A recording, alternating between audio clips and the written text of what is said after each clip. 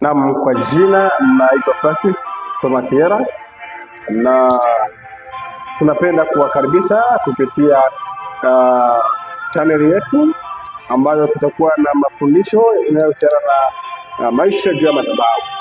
Tulikuwa na vipindi hivi huko nyuma ambavyo vilikuwa vinasema jinsi ya kumjua Mungu, na kwa namna pekee tunawakaribisha tena katika semina hizi zingine ambazo zitakazo wajia kuanzia mwezi wa 7 tarehe 1 hapo, kwa neema ya Mungu akitupatia afya njema. Hivyo tutaanza mafundisho haya yanayosema maisha juu ya madhabahu.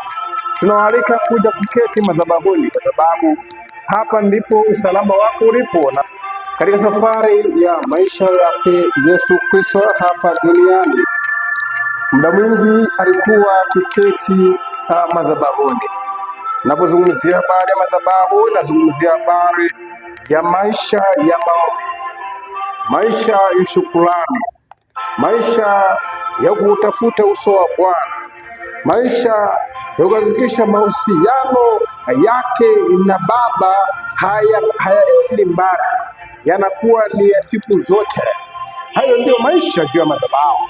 Tunapozungumzia habari ya mada hizi, tutakuwa tukiangalia na tutakuwa tukijifunza namna gani ambavyo maisha yetu yanapaswa kuwa juu ya madhabahu, lakini pia baraka ambazo yeye atazitoa kupitia wote ambao watafuatilia mada hizi. Bwana ameahidi kumimina baraka kwao.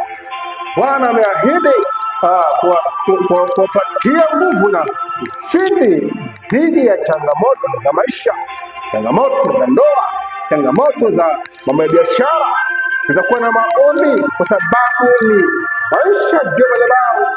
Hapa ni sehemu ya kueleza changamoto, hapa ni sehemu za kueleza maumivu yako, hapa ni sehemu za kueleza mahitaji.